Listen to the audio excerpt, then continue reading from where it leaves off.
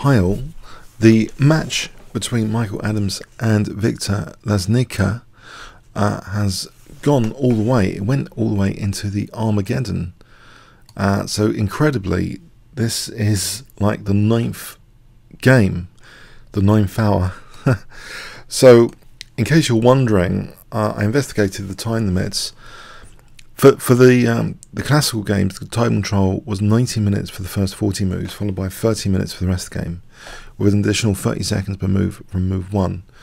So they kind of tied there. So they played, two of those. Then we get into tie-break situations. Now it's in the first 6 rounds. So a tie-break goes according to Article 3.8. Basically, if the score's level after the regular games, after a new drawing of colours, 2 tie-break games are played, and these are played with 25 minutes for each player, with an additional 10 seconds after each move. And they exchange blow for blow on those 2 games. Maybe at some point we'll look at the games. So then we on to 3.8.2.a. If the scores are level after the games in that, then after a new drawing colours, a match of 2 games played with a time control of 10 minutes plus 10 seconds increment after each move. And they again had blow for blow for that. In the case of a level score, another match of 2 games played with a time control of 5 minutes plus 3 seconds increment after each move.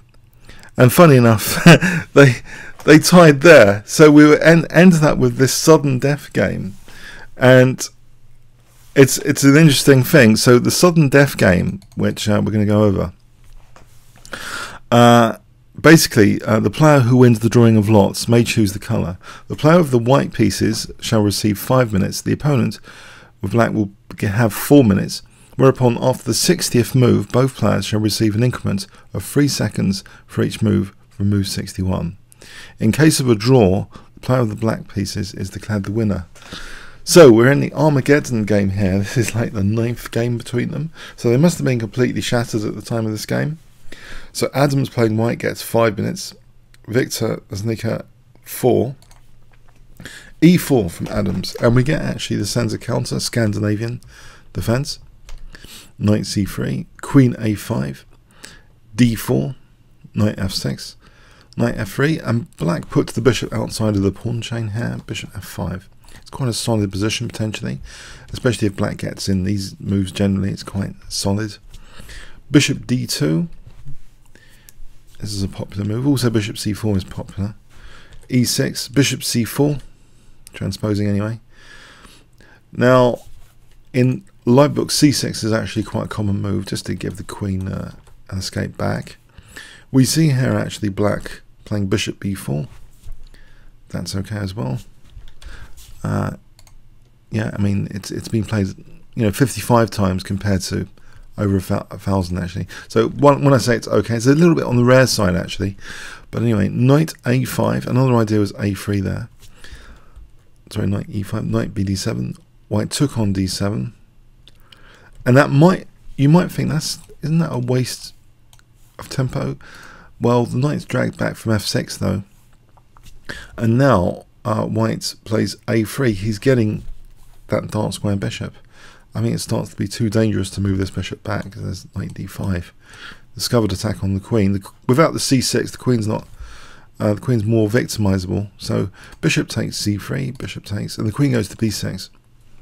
And it still seems fairly solid here. Both sides castle, but here actually d5 opens up the dark square bishop on g7.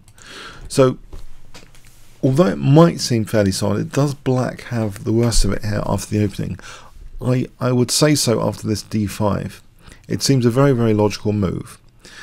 We have rook fd8, and now queen f3, very comfortable looking move to play. Basically saying, to let the c pawn go, because e6 pressure and this diagonal is really dangerous.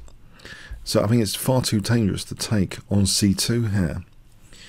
And if for example taking, and then queen g4 is pretty good here. and this is just not very good. Bishop g6, bishop takes e6 would win a piece, for example, winning that knight. So yeah, taking on c2 is not to be recommended. And also, okay, so e takes d5 as well here looks a bit dodgy after bishop takes d5. Bishop dropping back and just taking on b7. So it seems white's better here. Black played knight f8, but remember, you know, Victor's only got 4 minutes for black here, so we can't really put too much scrutiny into this game. It's just so important though to qualify for the next round, to get into the next round in this knockout. So I don't think there's been a much more important Blitz game played recently at a high level. Rook fe1, and actually this is really uncomfortable for black here. He did actually take on c2 in this position, and we do have some of the similar issues outlined in the variations. White takes on e6, and we have f takes e6, and now actually in this position queen g4 is actually quite interesting. Also, I mean, it might be the most incisive move. Queen g3 was played by Adams, which is also pretty good, of course, coordinating. The thing is, queen g4 has like a double coordination of looking at e6 as well, and protecting the bishop and attacking here. So it's actually cooperating with both bishops, basically. The queen is cooperating with both bishops here. For example, bishop g6, this is like dangerous. h4 for h5 to get to g7. And this position is crushing because a rook takes e6. So if knight takes e6, then queen takes g6, and big problems because this knight's pinned. G7 is difficult to defend. It's busted. And here, if hg, then white's just better with taking check, taking rook takes, white's just better. So maybe queen g4 might be the most incisive, but queen g3 still puts a lot of pressure on bishop g6. But this bishop, by the way, is loose though. It's attacked after h4 for h5. Black has the resource queen c5, not only attacking the bishop but stopping h5 for a moment. So bishop a2. Nevertheless, rook e5 can evict the queen with tempo and try and get onto this h5 again. Queen e7 was played, protecting g7. So h5 is not so great here. But rook e5, now h5 is protected by the rook, and also the rook can cooperate with the other one for doubling. So there's still a large element of cooperation between all the white pieces here. Rook d3, f3. So white's just going to double and play for h5. These are the two ideas, main ideas. Black plays h5 to stop that. Now here it's actually interesting. White double positioning, that's the safe and simple.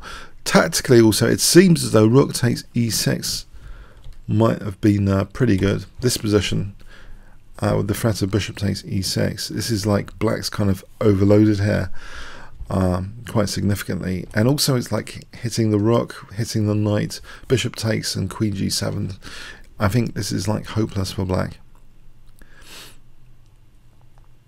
This position, for example, here, you know, queen can't take a queen g7, so that would be actually a crushing blow. Rook takes e6, but nevertheless, white's advantage is still clear here.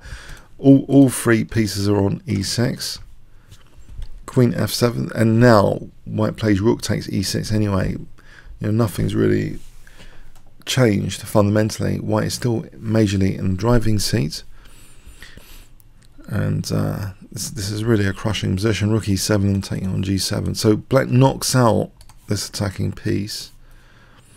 After b takes, you know, you can't take on e6 because bishop takes e6 as a skewer. So king h8. White is just clearly much better.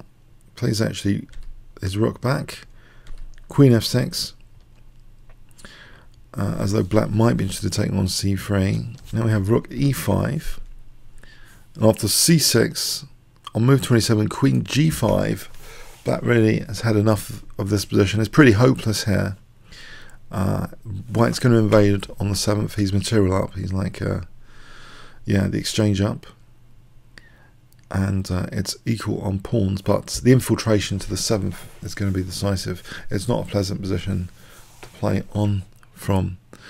So yeah, Adams got through on the Armageddon game, a full test of the tiebreak system. I really had to research from the official website to find the time control, because if you look at the PGNs of the games, they don't actually specify the time control. It just gets more and more complicated. You really just have to look at all the tiebreak conditions. So a mammoth, absolutely mammoth match from the UK's #1 Grandmaster, and congratulations, my full congratulations to Adams.